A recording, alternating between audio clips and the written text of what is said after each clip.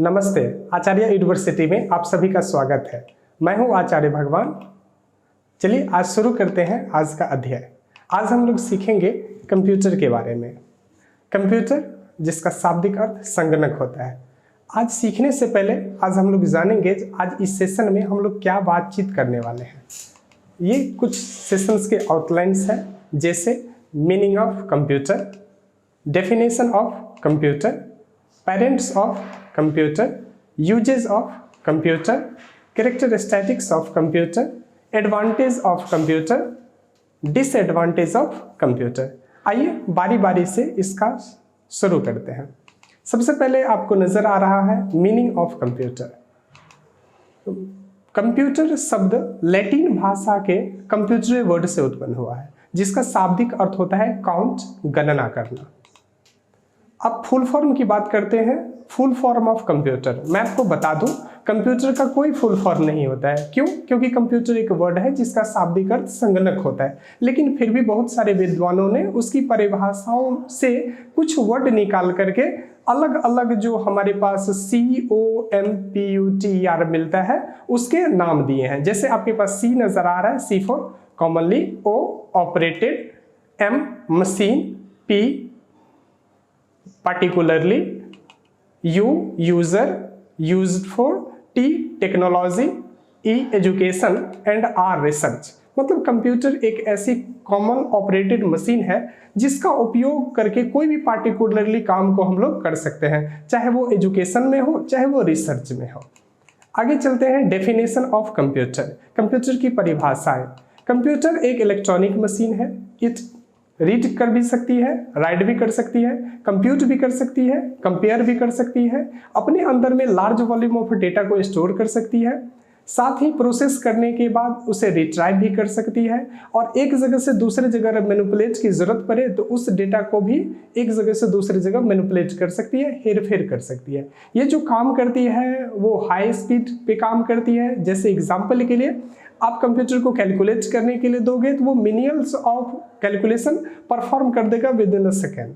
बात करें आपके वीडियोस और ऑडियोज को एक कंप्यूटर से दूसरे कंप्यूटर में ट्रांसफर करने के लिए तो वो भी बहुत ही जल्द ट्रांसफर कर देगा। एग्जाम्पल के लिए आप किसी दूसरे देश में रह रहे हैं तो यहाँ से जो भी आप ऑडियो या वीडियो कॉल करोगे आपके डेटा को ट्रांसमिट करेगा उसी सेम सेकेंड के अंदर में, इसलिए इसकी गति बहुत ही फास्ट होती है।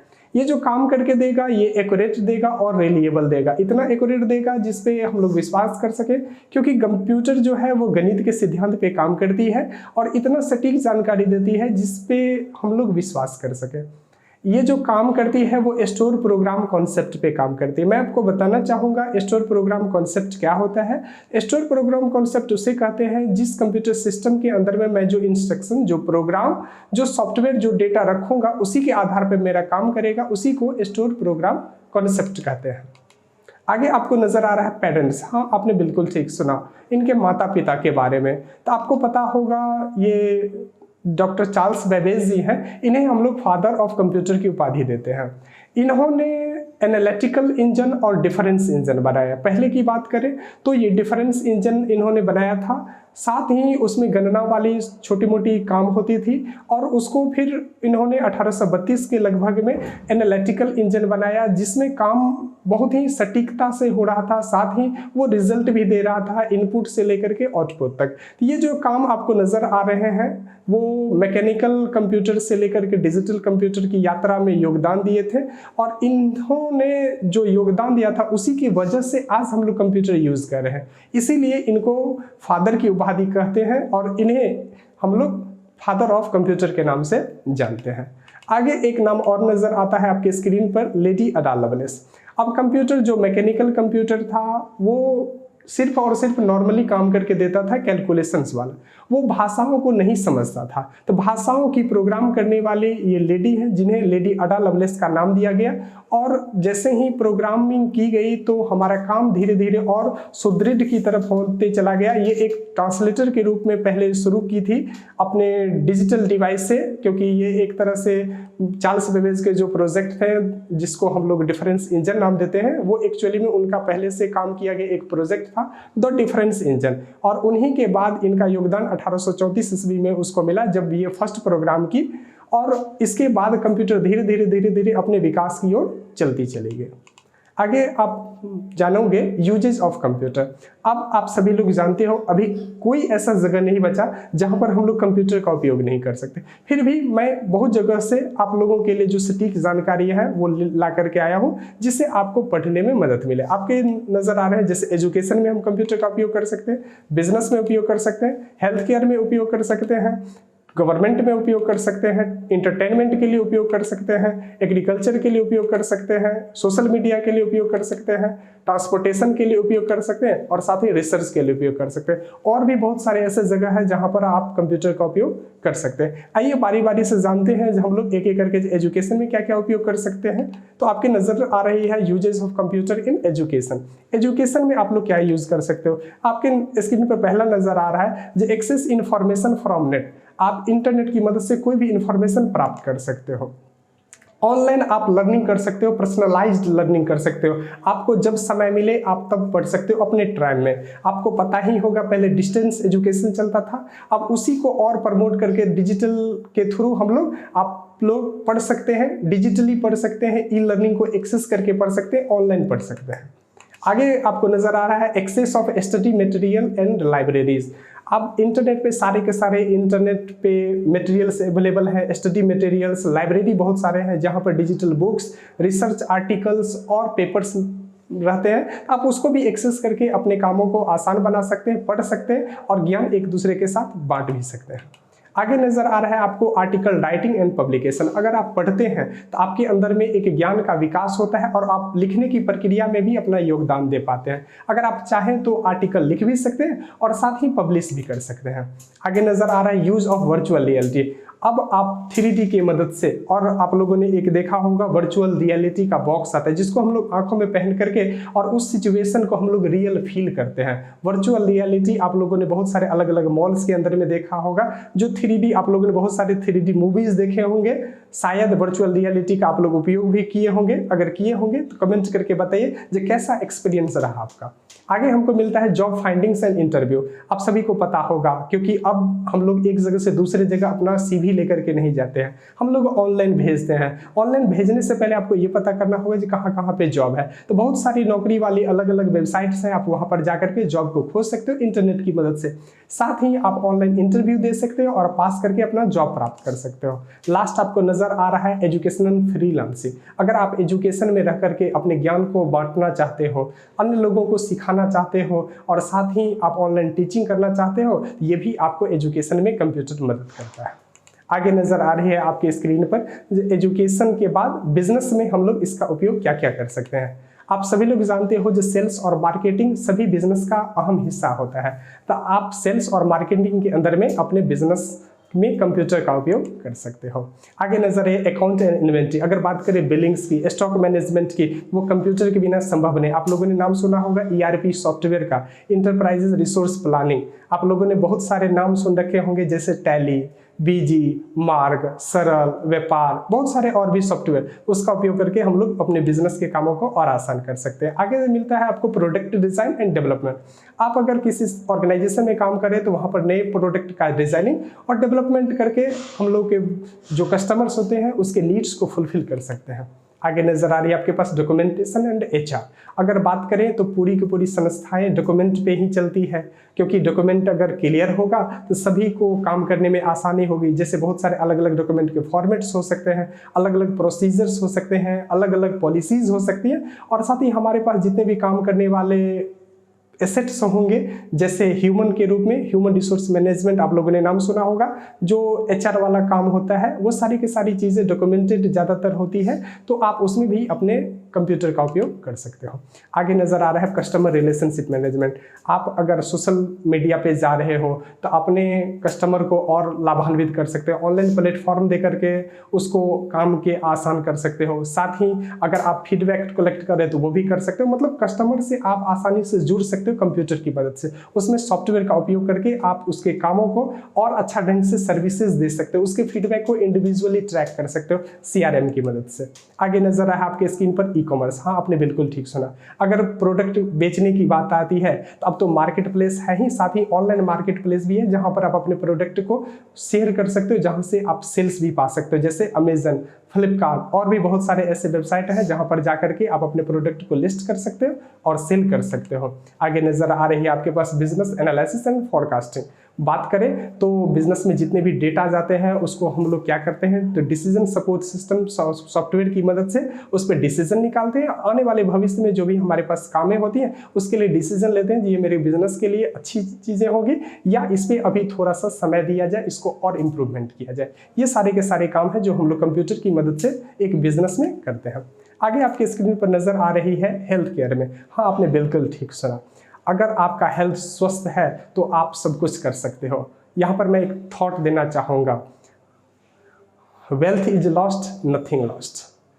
Health is lost, something lost, but character is lost, everything is lost. इसी कड़ी में आपको हेल्थ केयर में कंप्यूटर की क्या क्या यूजेस हो सकते हैं, आइए जानकारी लेते हैं। सबसे पहले नजर आ रहा है पेशेंट रजिस्ट्रेशन एंड अपॉइंटमेंट। बात करें हॉस्पिटल की तो उसके अंदर में आप पेशेंट को ऑनलाइन फैसिलिटी दे सकते हो, जो ऑनलाइन वो रजिस्ट्रेशन करा ले, अपना अपॉइंटमेंट बुक कर ले, साथ ही आप भी चाहो तो उसको टाइम स्लॉट अलॉट कर सकते हो। आगे नजर आ रही है आप डायग्नोस्टिक इमेजिंग कर सकते हो, जैसे एक्सरे, जैसे CT स्कैन, जैसे MRI, ये कंप्यूटर की मदद से ही संभव है। आगे नजर आ रहा है आपको इलेक्ट्रॉनिक हेल्थ रिकॉर्ड। पहले मैनुअल रिकॉर्ड हम लोग पेशेंट के हेल्थ रिकॉर्ड रखते थे, मेडिकल हिस्ट्री जो थी वो सारी के सारी हम लोग डॉक्यूमेंटेड फॉर्म में था। अब उसी चीज़ों को हम लोग OCR ऑप्टिकल कैरेक्टर रिकॉग्निशन की मदद से हम लोग उसको डिजिटली कर सकते हैं और अपने कंप्यूटर में डिजिटली रख सकते हैं, जब मात्र एक क्लिक के अंदर में उसके सारे रिकॉर्ड्स खोल करके आ सके। आगे आपको मिलता है टेलीमेडिसिन। आपने बिल्कुल ठीक सुना, जब कोरोना आया तो हम लोग डॉक्टर से मिल नहीं सकते थे, साथ ही एक जगह से दूसरे जगह जाना असंभव हो गया था एक तरह से। तो उस समय में हम लोग टेली कम्युनिकेशन का मदद करके एक पेशेंट को हम लोग वो ट्रीटमेंट, वो सुविधाएं, वो सजेशंस प्रोवाइड करते थे जो हमारे क्लिनिक के अंदर में आकर के दिया जाता है। दूर रह करके किसी पेशेंट को उसकी कंसल्टेशन करना, उसको मेडिसिन प्रोवाइड करना, उसको नॉर्मल टिप्स देना, उसको टेलीमेडिसिन के अंदर में कंसीडर करते हैं। आप भी अगर हेल्थ केयर इंडस्ट्री में काम करते हो तो इस टेक्नोलॉजी का उपयोग करके अपने हॉस्पिटल का आउटकम्स बढ़ा सकते हो। आगे बात करें तो medical research and drug development. बात करें नई नई जो बीमारियां आती है उस पर रिसर्च करके उसकी वैक्सीन बनाते हैं, उसके लिए हम लोग ड्रग बनाते हैं। तो वो सारी की सारी चीज़ें जो है वो आप कंप्यूटर की मदद से भी कर सकते हो, क्योंकि गणनाएं होती है। सभी जितने भी हेल्थ केयर के ऑर्गेनाइजेशन होते हैं सब में एक डिपार्टमेंट होता है R&D का, रिसर्च एंड डेवलपमेंट का, और वहाँ पर कंप्यूटर का बहुत ही बेहतरीन यूज़ किया जाता है कैलकुलेशंस को परफॉर्म कराने के लिए। यहाँ पर मैं एक जानकारी आपको देना चाहूँगा, ड्रग जो सिंपल डोजेज होते हैं वो हमारे शरीर को फायदेमंद होता है, हमारे शरीर को स्वस्थ करता है, और ड्रग में S मिल जाने से हो जाता है ड्रग्स, मतलब ओवरडोज, और वो हमारे शरीर के लिए हानिकारक होता है। तो आप ड्रग लें, ड्रग्स ना लें। आइए आगे चलते हैं सप्लाई चेन एंड बिलिंग। अगर हेल्थ केयर में बात करें तो कोई भी मेडिसिन एक जगह से दूसरे जगह पहुंचाने के लिए, हॉस्पिटल की बात करें तो एक काम को दूसरे कामों से जोड़ने के लिए, एक इक्विपमेंट को एक डिपार्टमेंट से दूसरे डिपार्टमेंट ले जाने के लिए हमको सप्लाई चेन की जरूरत पड़ती है, और साथ ही वो बिना बिल का एक जगह से दूसरे जा नहीं सकता है। तो आप सप्लाई चेन मैनेजमेंट भी कर सकते हो, लॉजिस्टिक मैनेजमेंट भी कर सकते हो, और उसका बिलिंग भी रख सकते हो। लास्ट आपके स्क्रीन पर नजर आ रही है awareness and educational program. Health care की बात करें तो हेल्थ केयर हम लोग वेलफेयर के लिए करते हैं, अपने सोसाइटी को अच्छा करने के लिए करते हैं। तो हम लोग जानकारी जब तक नहीं देंगे दूसरे को, अवेयरनेस प्रोग्राम नहीं चलाएंगे, लोग उसके बारे में जानकारी नहीं लेंगे। इसीलिए आप कंप्यूटर की मदद से एजुकेशनल प्रोग्राम भी चला सकते हो और साथ ही लोगों को अवेयर भी कर सकते हो। अगर आप हेल्थ केयर में हैं तो आप लोगों को ज़्यादा से ज़्यादा जागरूक कीजिए हेल्दी रहने के लिए। आगे नजर आ रही है आपके पास गवर्नमेंट भी कंप्यूटर का उपयोग करता है। आइए देखते हैं गवर्नमेंट में क्या क्या तरह के कंप्यूटर के यूजेस हो सकते हैं। आगे है आपको डिजिटल आइडेंटिटी मैनेजमेंट। हाँ, आपने बिल्कुल ठीक सुना। आपके पास आधार कार्ड होगा, पैन कार्ड होगा, वोटर ID कार्ड होगा, इलेक्शन कार्ड होगा, राशन कार्ड होगा। ये सब सारी की सारी मॉनिटरिंग कैसे होती है, तो डिजिटल आइडेंटिटी मैनेजमेंट सिस्टम से ही होती है। आगे बात करें इलेक्शन मैनेजमेंट, आप लोगों ने नाम सुना होगा लोकसभा, विधानसभा, इसमें क्या होते हैं तो इलेक्शंस कराई जाती है, वोटिंग्स होती है और उसके ज़्यादातर जो मैनेजमेंट होते हैं वो कंप्यूटर से ही होते हैं। ईवीएम आप लोगों ने नाम सुना होगा, उसकी मदद से मैं आपसे क्वेश्चन करना चाहता हूँ, आप लोग ईवीएम का फुल फॉर्म कमेंट बॉक्स में लिखें। आगे नजर आ रही है ई गवर्नेंस, जितने भी गवर्नमेंट की सुविधाएं हैं वो सारा का सारा अब ऑनलाइन हो गया है। आप ई गवर्नेंस का उपयोग करके अपने सारे कामों को उसके ऑफिस जाने से बचते हुए आप घर से भी कर सकते हो, अपने मोबाइल से भी कर सकते हो। आगे नजर आ रही है सिविल रजिस्ट्रेशन सिस्टम। हमारे भारत के अंदर में सिविल रजिस्ट्रेशन सिस्टम एक ऐसा वेबसाइट है जहां पर जन्म लेने वाले सभी बच्चों का डेटा दिया जाता है और साथ ही वहां से जो संस्थाएं होती है जैसे जो हॉस्पिटल है गवर्नमेंट की, वो डेटा देने के बाद अपना जन्म प्रमाण पत्र प्राप्त करते हैं और उस बच्चे को या उस अभिभावक को सौंपते हैं ये सिविल रजिस्ट्रेशन सब सिस्टम पे। साथ ही किसी का अगर मृत्यु प्रमाण पत्र बनाना होगा वो भी इसी पे मिलता है, सिविल रजिस्ट्रेशन सिस्टम पे। आगे देखने को मिलता है जीआईएस, जियोग्राफिक इंफॉर्मेशन सिस्टम। ये जियोग्राफिक इंफॉर्मेशन सिस्टम हमारे जो लैंड से हैं उसके बारे में बताती है और इसमें जितने भी अलॉटेड हैं, चाहे वो रूरल के लिए चाहे अर्बन के लिए, साथ ही कौन से कृषि लायक भूमि है, कितने में बिल्डिंग्स है, ये सब सारी की सारी जानकारी आपको यहाँ पर मिलती है और ये भी गवर्नमेंट मॉनिटर करती है। आगे नजर आ रहा है आपको डिजिटल पेमेंट सिस्टम, आपने बिल्कुल ठीक सुना। फाइनेंशियल इंक्लूजन जितने भी हैं, चाहे वो क्यूआर कोड से पेमेंट करें, चाहे NTFS करें, चाहे IMPS करें, चाहे आप नेट बैंकिंग के थ्रू ट्रांसफर करें या और भी अलग अलग मोड से जिसकी मदद से आप एक जगह से दूसरी जगह पेमेंट ट्रांसफर करते हो, ये सारा का सारा गवर्नमेंट ही मॉनिटर करती है डिजिटल पेमेंट सिस्टम से। साथ ही आप लोगों ने एक वर्ड नाम सुना होगा DBT। आप लोगों की जो सब्सिडरीज आती है अलग अलग कामों की अलग अलग रूपों में, वो सारी की सारी पेमेंट सिस्टम से ही एक तरह से लिंक होता है, जो आपके आधार कार्ड से एक जगह से दूसरे जगह आपके बेनिफिशियरी के खाता में वो ट्रांसफर किया जाता है। आगे नजर आ रहा है डिफेंस एंड रिसर्च। बात करें गवर्नमेंट का तो गवर्नमेंट सारी के सारी जितने भी सैटेलाइट्स हैं, जितने एयरक्राफ्ट्स हैं, वो सारे के सारे डिफेंस में जो कंप्यूटराइज सिस्टम होते हैं, जैसे आप लोगों ने बैलिस्टिक मिसाइल सब के बारे में जानकारी लिया होगा, ये सब सारा का सारा डिफेंस में जो कंट्रोल किया जाता है वो कंप्यूटर से ही। और नए नए जो इनोवेट करेंगे, नए नए जो डिजाइन विपोन्स का जो डिजाइन बनेगा, हथियारों के जो डिजाइन बनेंगे, वो सारा का सारा गवर्नमेंट इसकी मदद से डिजाइन करते हैं। आगे आपको मिलता है एंटरटेनमेंट। हाँ, इंजॉयमेंट भी जरूरी है जीवन में। आप लोग क्या क्या उपयोग करते होंगे या कर सकते हैं, कुछ प्रकार इस है, जैसे सोशल मीडिया और नेटवर्किंग। आप लोग सोशल मीडिया पे जाकर के अपना अकाउंट्स बना करके लोगों के साथ जुड़ सकते हैं और अपना नेटवर्क को बिल्डअप कर सकते हैं। आगे देखने को मिलता है गेमिंग एंड वर्चुअल रियलिटी। आप लोग गेम खेलने के लिए उपयोग करते हैं, वर्चुअल रियलिटी से उस गेम को और बढ़िया बनाया जा सकता है। आगे नजर आ रही है स्ट्रीमिंग। आप लोगों ने नेटफ्लिक्स नाम सुना होगा, अमेजन प्राइम वीडियो सुना होगा, जहां पर आप जो लेटेस्ट चीज़ें हैं, अपने जो वीडियोस हैं आने वाले, वो देख सकते हैं इस पर। फिर आपको नजर आ रहा है डिजिटल आर्ट्स एंड एनिमेशन। अगर बात करें तो आप डिजिटल आर्ट्स बना भी सकते हो, एनिमेशन बना भी सकते हो और वहाँ से सीख करके आप कमा भी सकते हो। आगे नजर आ रही है आपको म्यूजिक एंड वीडियो प्रोडक्शन। बात करें तो वीडियो तभी लाभदायक होगा जब उसमें एडिटिंग का भाग होगा। एडिटिंग तभी संभव है जब उसको बनाने वाली कोई न कोई प्रोडक्शन कंपनी होगी। तो जितने भी मूवीज संस्थाएं, जितनी भी मूवीज बनती हैं, वो कोई न कोई प्रोडक्शन हाउस से बनता है।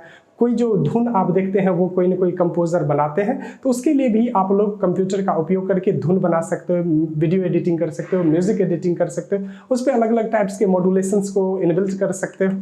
आगे नजर आ रहा है आपका ऑनलाइन रेडियो एंड पॉडकास्ट। आप लोगों ने सुना होगा रेडियो सब के बारे में, जहाँ पर आपको पहले दी जाती थी अलग अलग टाइप के इंफॉर्मेशन। जब मेरे पास टेलीविजन या उसके जो कनेक्शंस थे उतने एस्टेब्लिश नहीं थे, आप इसका उपयोग करके आप दूसरे के साथ भी अपने विचारों को साझा कर सकते हैं। साथ ही ज़्यादातर आप रेडियो की मदद से अपना पॉडकास्ट कर सकते हैं। आप लोगों ने अलग अलग रेडियो मिर्ची सब सुना होगा, ये उसी में से एक है। आगे नजर आ रहा है आप चाहो तो स्टेज शो लिख सकते हो या उसका आनंद ले सकते हो, तो उसकी स्क्रिप्टिंग और एडिटिंग दोनों इंटरटेनमेंट का भाग है जो आप कंप्यूटर की मदद से कर सकते हो।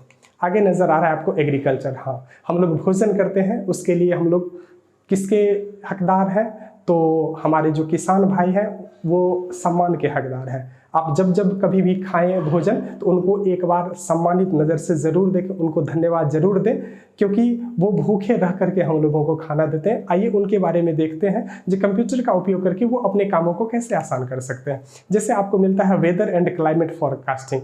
बात करें तो कोई भी फसल जब हम बोने के लिए जाते हैं तो हमें वेदर की जानकारी होनी चाहिए, हमें क्लाइमेट की जानकारी होनी चाहिए, तो मैं उसका पूर्वानुमान लगा सकता हूं कंप्यूटर की मदद से। आगे देखने को मिलता है आपको क्रॉप मॉनिटरिंग एंड मैनेजमेंट।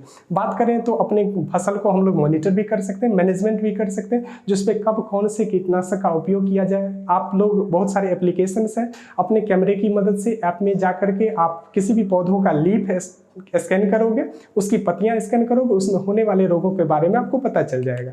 आगे बात करें तो आप ड्रोन से स्प्रे कर सकते हो और प्लांट्स को और अच्छा ढंग से बना सकते, जैसे हम लोग ड्रोन सिंचाई के नाम से जानते हैं, अब ये भी संभव है। आगे नजर आ रहा है आपको मार्केट प्राइस फोरकास्टिंग। जैसे मान लीजिए आप किसी पूरे देश के किसी एक स्टेट में रह रहे हो, वहाँ के बाजारू भाव आपके फसल के बहुत ही निम्न है, आप ये जानकारी लेना चाहते हो कौन से स्टेट के अंदर में भाव अच्छी हैं, तो आप ऑनलाइन की मदद से लेकर के आप उस बाजार के भाव को भी पता कर सकते हैं। आगे नजर आ रही है आपके फार्म मैनेजमेंट सॉफ्टवेयर। अगर आप अलग अलग टाइप्स के अलग अलग क्रॉप्स को उगाते हो तो वहाँ पर जानकारी आपको होना बहुत जरूरी है, जो कौन से समय में कहाँ पर बोया जाएगा और कैसे उसे प्राप्त किया जाएगा। तो आप पूरे के पूरे एक सिस्टम को एक सॉफ्टवेयर की मदद से मैनेज कर सकते हो, जैसे वाटर ऑटोमेटिक सिस्टम हो गया, जैसे और अलग अलग सिंचाई की हो गई, उसके प्रोडक्शन में इनपुट आउटपुट हो गया, इंपोर्ट एक्सपोर्ट हो गया, या सेलिंग डिस्ट्रीब्यूशन हो गया, वो सब सारा का सारा पूरा फार्मिंग सॉफ्टवेयर के अंदर में आपको मिल जाता है। फिर आपके स्क्रीन पर नजर आ रही है सेल्स और डिस्ट्रीब्यूशन। अगर आप उगाते हैं तो उतना तो आप कंज्यूम कर नहीं सकते हैं, आगे ट्रांसफर भी करेंगे, तो उसके लिए आपको एक सेल्स और एक डिस्ट्रीब्यूशन की जरूरत पड़ती है, जो एक जगह से दूसरी जगह बेचा जाए। तो आप सप्लाई चेन मैनेजमेंट भी कंप्यूटर की मदद से कर सकते हो, उसकी ट्रैकिंग कर सकते हो, और दूसरी जगह आप चाहो तो उसको बेच भी सकते हो।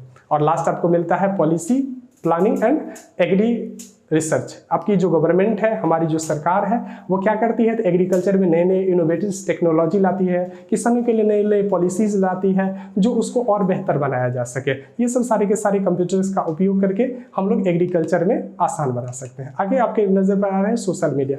अब आप लोगों ने नाम सुना होगा, अगर आप सोशल नहीं है तो आप कहीं के नहीं हैं। आइए जानकारी लेते हैं सोशल में क्या क्या हो सकते हैं। जैसे आपके स्क्रीन पर आ रहा है, जब कंटेंट को बना सकते हो, दूसरे के साथ साझा कर सकते हो, आगे एडवर्टाइजमेंट कर सकते हो, अपने कामों को प्रमोशन भी कर सकते हो, साथ ही आप कम्युनिकेशन कर सकते हो, इंस्टेंट मैसेजिंग कर सकते हो किसी को, सोशल मीडिया प्लेटफॉर्म डेवलप कर सकते हो। हाँ, आपने बिल्कुल ठीक सुना, ये आपके लिए एक और अच्छा अवसर है। अगर आप चाहते हो जैसे बड़े बड़े प्लेटफॉर्म सोशल मीडिया है, तो आप वैसा ही बना सकते हो। जैसे आप लोगों ने फेसबुक नाम सुना होगा, व्हाट्सअप नाम सुना होगा, ये सब एक तरह का प्लेटफॉर्म है। तो यूजर बहुत सारे मिलते हैं, लेकिन आप क्रिएटर बनो। आगे आपको नजर आ रहा है यूजर अकाउंट एंड सिक्योरिटी। जब कभी भी कोई प्लेटफॉर्म होता है तो उस पर यूजर्स आएंगे और यूजर का लॉगिन क्रेडेंशियल होना चाहिए, साथ ही उसके डेटा को और सुरक्षित रखा जा सके, इसके लिए सिक्योरिटी पे काम करना जरूरी है। प्राइवेसी हमेशा ठीक होना चाहिए। आगे नजर आ रहा है आपको फ्रेमवर्क ऑफ अर्निंग मॉडल। जितने भी आप सोशल साइट देख रहे होंगे, वहां पर जब भी एडवर्टीजमेंट कोई लगता है, ये जिसके भी जितने ज़्यादा फॉलोअर्स होते हैं, उसकी अर्निंग मॉडल्स ऑटोमेटिक कुछ न कुछ होनी चाहिए। अगर आप खुद की प्लेटफॉर्म बनाना चाहते हो तो अर्निंग मॉडल का फ्रेमवर्क भी बनाओ। अगर आप दूसरे किसी का यूज़ करें तो उसमें ऑलरेडी आपको अर्निंग मॉडल के फ्रेमवर्क्स नजर आ रहे हैं। आगे नजर आ रहा है थर्ड पार्टी ऐप इंटीग्रेशन। अगर बात करें आप कोई भी एक ऐप काम करते हो तो उसमें अलग अलग ऑप्शन का समावेश होना बहुत ज़रूरी है, उसके कामों को और आसान बनाने के लिए। तो आप इस सब का उपयोग करके अपने सोशल मीडिया को और बढ़िया कर सकते हो, उससे कमा भी सकते हो और अपने कंटेंट को अन्य व्यक्तियों के साथ साझा भी कर सकते हो। अगर मेरा ये वीडियो आप सभी को पसंद आ रहा है तो इसे लाइक ज़रूर करें और हर उस व्यक्ति को साझा करें जिसे ज्ञान की आवश्यकता है। अब हम देखेंगे uses of computer in transportation. Transportation में भी आप कंप्यूटर का उपयोग कर सकते हो, जैसे ट्रैफिक मैनेजमेंट सिस्टम के रूप में। जैसे किसी भी एरिया के अंदर में ट्रैफिक लग जाती है तो आप लोग देखे होंगे जो वहाँ पर 3 कलर की लाइटें रहती हैं, रेड, ग्रीन और येलो। ये एक तरह के सिग्नल्स हैं जो ट्रैफिक को कंट्रोल करने में मदद करती है। साथ ही सर्विलेंस कैमरा लगा करके भी आप मॉनिटरिंग कर सकते हो, या हमारी जो गवर्नमेंट की जितने भी सुरक्षा बल होते हैं जो हमारे ट्रैफिक को कंट्रोल करते हैं, वो इस सिस्टम का उपयोग करते हैं। आगे नजर आ रहा है आपके पास इंटेलिजेंट ट्रांसपोर्टेशन सिस्टम। जब कभी भी आप स्टेट हाईवे या नेशनल हाईवे पे ट्रैवल करते होंगे, नेशनल हाईवे पे आपको टोल टैक्स भरना पड़ता है। वहाँ पर आपके गाड़ी पे एक फास्ट कार्ड लगा होता है, वहाँ पर 3 सेकंड के अंदर में आपके फास्ट कार्ड को स्कैन करती है और आपके वाहन को जाने के लिए गेट को ओपन कर देती है। ये एक तरह का क्या है, इंटेलिजेंट ट्रांसपोर्टेशन सिस्टम। आगे देखने को मिलता है आपको रेलवे रिजर्वेशन एंड टिकटिंग। आप कभी न कभी रेल से यात्रा किए ही होंगे, तो आप ऑनलाइन वेबसाइट की मदद से अपना रिजर्वेशन करा सकते हैं, आप अपनी टिकटिंग करा सकते हैं। साथ ही अगर आप स्टेशन पे जाते हैं तो अब आप लोग देखते होंगे वहाँ पर टिकट का ATM भी लगा होता है, जिसके अंदर में जाकर के आप स्वयं का टिकट पेमेंट करके प्राप्त कर सकते हैं। आगे नजर आ रहा है एयर ट्रैफिक कंट्रोल। अगर बात करें हम लोग एयरवेज की, तो वहाँ पर भी ट्रैफिक कंट्रोल के लिए सिस्टम बनाई गई है जो ट्रांसपोर्टेशन में काम आती है। अगर जैसे आप गूगल मैप की मदद से अपने रोड पे चलने वाले वाहनों की जानकारी लेते हैं, ट्रैफिक की जानकारी लेते हैं, उसी तरीके से flightmap.com पे जा करके आप एयरवेज में जितने भी फ्लाइट्स हैं उसकी मैपिंग और उसके जो ट्रैफिक्स हैं उसके बारे में जानकारी ले सकते हो। आगे आपके स्क्रीन पर नजर आ रहे हैं पोर्ट मैनेजमेंट और मेरीटाइम नेविगेशन। अगर बात करें समुद्र में बंदरगाहों से चलने वाले जो शिप्स होते हैं उसके नेविगेशन के लिए भी ट्रैफिक की अलग से व्यवस्था की जाती है। उस ट्रैफिक कंट्रोल सिस्टम की मदद से वहाँ के नेविगेशन, वहाँ के जो बंदरगाह होते हैं, कौन से समय में कौन से शिप्स आएंगे, वो सब सारी की सारी जानकारी मॉनिटर की जाती है। आगे आपको नजर आए इमरजेंसी एंड इंसिडेंट मैनेजमेंट। बात करें तो रोडवेज या रेलवेज या जितने भी तरह के आप लोग वेज उपयोग करते हो एक जगह से दूसरी जगह जाने के लिए, अगर भी किसी भी तरह की इमरजेंसीज हो जाती है, किसी तरह का इंसिडेंट हो जाता है, तो आप लोग की जो अथॉरिटी होती है उसमें एक इमरजेंसी टीम बनाई जाती है और वो कंप्यूटर की मदद से कम्युनिकेशन करती है जहाँ पे वो लोकेशन रहता है और उसको जल्द से जल्द रिजॉल्व करने का प्रयास किया जाता है। लास्ट आपके पास नजर आ रहा है सर्विलेंस एंड ट्रैकिंग। सभी जगह आप लोगों ने देखा होगा CCTV कैमरा आप लगा होता है, उसकी मदद से आप मॉनिटरिंग कर सकते हो और अपने कामों को और आसान बना सकते हो अगर आप ट्रांसपोर्ट डिपार्टमेंट में काम करते हो तो।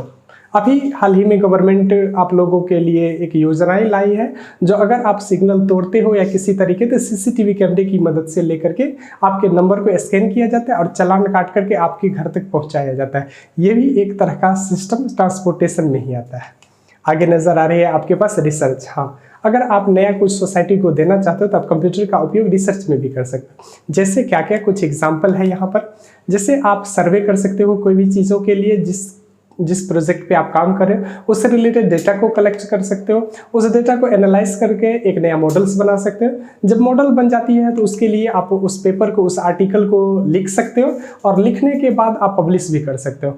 लेकिन आप सिंगल भी पब्लिश कर सकते हो और अगर रिसर्च बड़ा है तो आपके स्क्रीन पर नजर आ रही है कोलैबोरेटिव रिसर्च, तो आप ग्रुप में भी आप रिसर्च कर सकते हो और रिसर्च जब हो जाती है तो फाइनल तो आप उसको साइंटिफिक तरीके से राइट कर सकते हो और फिर राइट करने के बाद अलग अलग जर्नल्स आती है, आप उसमें पब्लिश भी कर सकते हो। फिर बात करें इसरो में, इसरो में बात करें तो स्पेस रिसर्च की जितने भी कामें होती है वो होती है, जैसे कोई नया मिशन को प्लान करना, उसके लिए सैटेलाइट को डिज़ाइन करना और साथ ही उससे लिंकअप करने वाले जितने भी और ऑर्बिटर्स होते हैं सारे को डिज़ाइन करके इसरो वाले क्या करते हैं तो अपने कामों को और आसान कराते हैं। अगर आप भी स्पेस रिसर्च में रुचि रखते हैं तो आप भी कंप्यूटर का उपयोग करके उसमें नई नई तकनीकों को सीख करके और अपने काम में ला सकते हैं। आगे नजर आ रहा है डिफेंस। अगर बात करें सुरक्षा की तो हमारे भारत सरकार में जितने भी वेपन्स बनते हैं तो वेपन्स की जो डिज़ाइनिंग होती है, उसका सिमुलेशन जो होता है, उसमें जो स्पीड रेंज होती है, चाहे बैलिस्टिक मिसाइल हो चाहे और अलग अलग तरह की क्राफ्ट सब हो, ये सब सारी की सारी कंप्यूटर से कैलकुलेट भी की जाती है, कंप्यूटर से डिज़ाइन भी कर सकती है और साथ ही लॉन्चिंग भी उसी से होती है। तो ये सब कंप्यूटर की मदद से रख करके डिफेंस में भी काम आती है। आगे नजर आ रहा है आपके पास न्यू इनोवेशन टेक्नोलॉजी। अगर आप कुछ भी नया सोचना चाहते हैं, कुछ नया बनाना चाहते हैं, क्रिएटिव बनाना चाहते हैं और साथ ही किसी प्रॉब्लम का सॉल्व करके समाज को कोई नया तकनीक देना चाहते हैं तो आपको आगे आना चाहिए और साथ ही नई टेक्नोलॉजी लेकर के आप समस्या का समाधान निकाल सकते हो। तो इनोवेट करोगे तो उसके लिए लैक ऑफ आपके पास कैलकुलेशंस होंगे तो उसे आप कंप्यूटर की मदद से कैलकुलेट कर सकते हो। आगे आपके पास नजर आ रहा है यूजेस ऑफ कंप्यूटर। अभी हम लोगों ने जितने भी देखे हैं अलग अलग सेक्टर, उसकी एक समरी देख लेते हैं। जैसे अभी हम लोगों ने देखा था एजुकेशन के रूप में हम लोग क्या क्या कंप्यूटर का उपयोग करेंगे, बिजनेस में क्या क्या उपयोग करेंगे, बात करें हेल्थ केयर में क्या क्या उपयोग करेंगे, फिर गवर्नमेंट के अंदर में इंटरटेनमेंट में कंप्यूटर का यूज, एग्रीकल्चर में कंप्यूटर का यूज, सोशल मीडिया में कंप्यूटर का यूज, ट्रांसपोर्टेशन में और लास्ट हम लोगों ने देखा रिसर्च में। अभी तक हम लोगों ने कंप्यूटर का यूजेस अलग अलग सेक्टरों में देखा है। आप लोग के पास एक अच्छी जानकारी होगी आप लोग अपने कंप्यूटर का उपयोग कहाँ कहाँ कर सकते हो। आइए इसी क्षेत्र में आगे चलते हैं और अब हम लोग जानेंगे कैरेक्टरिस्टिक्स ऑफ कंप्यूटर।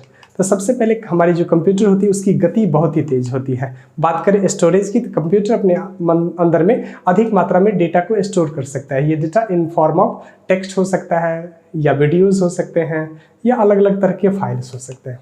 आगे आपको नजर आता है एक्यूरेसी। जब ये कैलकुलेट करेगा तो इसकी एक्यूरेटी एकदम लाजवाब होगी, इसकी शुद्धता क्या होगी, बहुत ज़्यादा होगी। यही एक्यूरेसी है जिसको शुद्धता कहते हैं। आगे नजर आ रहे हैं आपके वर्सैटिलिटी, चंचलता। मैं इसमें एक एग्जांपल देना चाहूँगा। जब कभी भी आप नानी के घर जाते होंगे तो आपको जो अलग अलग दादियाँ नानियाँ होती होंगी वो आपसे कुछ क्वेश्चन पूछते हैं। अगर आप जवाब दे देते होंगे, आपस में वो लोग बातचीत करते होंगे जो बच्चे चंचल है। इसका मतलब ये कि बच्चे से अगर कुछ क्वेश्चन पूछें आप और आपको जवाब मिल जाए तो उसी को हम लोग चंचलता कहते हैं। ठीक उसी तरीके से आपके कंप्यूटर के अंदर में आप कंप्यूटर पे जो भी काम दोगे वो बहुत ही कम समय में आपको करके देगा। इसी गुण को उठा करके आपको वर्सैटिलिटी दिया गया है, चंचलता दिया गया है। आगे नजर आ रहा है आपके पास ऑटोमेशन, स्वचालन। जब कंप्यूटर में कोई भी टाइम फ्रेम में आप काम देते हो उस टाइम पे वो काम ऑटोमेटिक कर देता है। एग्जाम्पल के लिए आप अपने मोबाइल के अंदर में अलार्म लगाते हो और उस समय में अलार्म ऑटोमेटिक बजना शुरू कर देता है। ये एक तरह का ऑटोमेशन है। जब कभी भी आप मॉल में जाते होंगे तो आपके जाते ही वहाँ की दरवाजे खुल जाती है। ये एक तरह का क्या है, ऑटोमेशन है, जो आपके बॉडी टेम्परेचर को डिटेक्ट करता है और वहाँ पे दरवाजे को खोलने की अनुमति देता है कंप्यूटर से। आगे लास्ट मिलता है आपको डिलीगेंट, जिसको लगन कहते हैं। एक बार कंप्यूटर में 100 पेज प्रिंट करने का आदेश अगर आपने दे दिया, कंप्यूटर 100 पेज प्रिंट करके ही मानेगा। इसी को हम लोग लगन कहते हैं। बारंबार उसी कामों को आप कंप्यूटर से करा सकते हैं, वो थकेगा नहीं। आगे चले, आगे हम लोग को मिलता है एडवांटेज ऑफ कंप्यूटर। कंप्यूटर में जो अभी हम लोगों ने अलग अलग कैरेक्टरिस्टिक्स देखा था, उसी में से कुछ उसकी विशेषताएं भी हो सकती है, जैसे फास्ट, उसकी स्पीड, जैसे इफिशियंसी, जो एक्यूरेसी हमको मिलता था। फिर स्टोरेज, वो अपने अंदर में अधिक मात्रा में स्टोरेज कर सकता है। आगे देखने को मिलता है कम्युनिकेशन। कंप्यूटर एक जगह से दूसरे जगह, एक कंप्यूटर से दूसरे कंप्यूटर, एक डायमेंशन से दूसरे डायमेंशन, डायमेंशन का मतलब यहाँ पर एक जगह से दूसरे जगह ही है, उसमें उपयोग कर सकता है। साथ ही मल्टीटास्किंग, एक साथ बहुत सारे अलग अलग एप्लीकेशंस पे काम कर सकता है। जैसे आप यूट्यूब पे गाना भी सुन सकते हैं और साथ ही अपने किसी वर्ड फाइल पे काम भी कर सकते हो। आगे देखने को मिलता है एक्सेसिबिलिटी। आप इंटरनेट के माध्यम से किसी भी कंप्यूटर में रखे हुए डेटा जिसकी आपको अनुमति है वहाँ से डेटा को एक्सेस कर सकते हो, या इंटरनेट की मदद से किसी भी डेटा को खोज सकते हो, वो एक्सेसिबिलिटी। आगे नज़र आ रहा है आपको सोशल मीडिया। अगर आप सोशल फ्रेंडली अपना नेटवर्किंग करना चाहते हो तो आप कंप्यूटर का उपयोग कर सकते हो, ये भी इसके अंदर में एडवांटेज है। आगे नज़र आ रहा है आपको ऑनलाइन शॉपिंग। अब शायद ही कोई ऐसा होगा जो ऑनलाइन शॉपिंग नहीं किया होगा, तो आप लोग भी किए होंगे, जैसे फ्लिपकार्ट, अमेजन, ये सब आपको ऑनलाइन शॉपिंग करने की अनुमति देता है। आगे नज़र आ रहा है आपको ऑटोमेशन। अभी हम लोगों ने चर्चा किया था, जो आप जिस टाइम फ्रेम में काम करने के लिए कंप्यूटर को दोगे वो काम करके दे देगा, वो एक तरह का ऑटोमेशन है। आगे देखने को मिलता है इनोवेशन। अगर आप कोई नई टेक्नोलॉजी, कोई नया चीज़ रिसर्च करना चाहते हो तो आप कंप्यूटर का उपयोग करके आप इनोवेशन में भी आ सकते हो। आगे बात करें जिसके अंदर में कुछ अच्छाई होगी, बुराई तो होगी ही। तो आइए इसका लास्ट टॉपिक इस सेशन का हम लोग देखेंगे, डिसएडवांटेज ऑफ कंप्यूटर। सबसे पहला है आपको कॉस्ट। अगर आप कंप्यूटर लाते हो तो उसमें बहुत सारे मात्रा में आपको कॉस्ट देना पड़ेगा, अर्थात वो बहुत ही कॉस्टली होगा। दूसरा मिलता है आपको डिपेंडेंस। अगर बात करें तो मैं टेक्नोलॉजी पर अब धीरे धीरे निर्भर होते जा रहा हूँ। जो मैं मैनुअली काम करता था कंप्यूटर में, वो कुछ ही समय में कर लेता हूँ, और उसी को अगर मैनुअल तरीके से करूँगा, जैसे मैं रजिस्टर पे काम करूँगा, तो उसमें बहुत सारा वक्त लगेगा। तो हम लोग धीरे धीरे टेक्नोलॉजी पे डिपेंडेंट होते जा रहे हैं। तो जैसे डिपेंडेंट हो जाएंगे तो मैनुअली काम छूट जाएगा। और आप लोगों ने देखा ही होगा, अगर आप 100, 200, 500 का भी किसी ग्रोसरीज स्टोर से सामान खरीदते हो तो उसकी भी गणना करने के लिए आप मौखिक नहीं, आप कैलकुलेटर का इस्तेमाल करते हो। ये एक तरह का डिपेंडेंस ही तो है। आगे नज़र आ एडिक्शन। जैसे ही आप कंप्यूटर टेक्नोलॉजी से फ्रेंडली होते हो, आप उसके एडिक्टेड हो जाते हो। इसके उदाहरण मैं देना चाहूँगा। जैसे ही आप सो करके उठते हो, सबसे पहले अपना फ़ोन चेक करते हो, वो एक तरह का एडिक्शन ही तो है। आगे आपको नज़र आ रहा है हेल्थ इशू। ज़्यादा अगर टेक्नोलॉजी में काम करोगे तो आपको हेल्थ इशू का सामना करना पड़ेगा। जैसे आप अगर ज़्यादा स्क्रीन पे समय दोगे तो आपके आँखों में जो होगी वो समस्याएं होगी। उसी से सुरक्षा के लिए मैंने भी चश्मा लगा रखा है। मैं आपको भी सजेशन दूंगा, अगर आप कंप्यूटर पे ज़्यादा बैठते हो तो अपने आँखों का बचाव भी ज़रूर करके रखें। आगे नज़र आ रहा है आपको डिस्ट्रैक्शन। जैसे ही आप कंप्यूटर से ज़्यादा फ्रेंडली होगे तो और लोगों से आप क्या हो जाओगे, तो दूर होते जाओगे, डिस्ट्रैक्ट होते जाओगे। तो ये एक तरह का चिड़चिड़ापन आपके अंदर में स्वाभाविक है।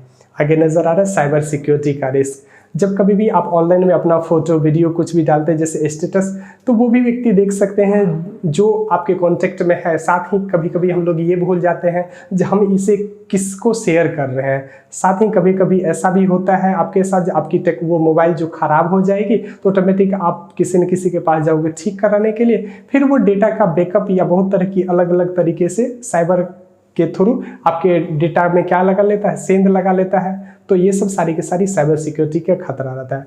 बहुत सारे आप लोग अकाउंट्स बनाए होंगे जिसके पासवर्ड अपने mobile number, date of birth या अपने नाम रखे होंगे। तो कोई भी व्यक्ति नॉर्मल जो आपके बारे में थोड़ी सी भी जानकारी रखता है आपके उस अकाउंट को एक्सेस कर सकता है। तो आज ही जाइए अपने सारे अकाउंट्स पे और एक नया पासवर्ड बनाइए जो स्ट्रांग हो। आगे चलते हैं, प्राइवेसी कंसर्न हमेशा सुरक्षा का खतरा बना ही रहेगा। आगे टेक्निकल प्रॉब्लम अगर बात करें, अगर आप कंप्यूटर नहीं चलाना जानते हैं तो कभी कभी ऐसा होगा जब माउस का अगर वायर भी नहीं लगा रहेगा आपके सीपीयू से तो आपको बहुत सारी परेशानी हो सकती है।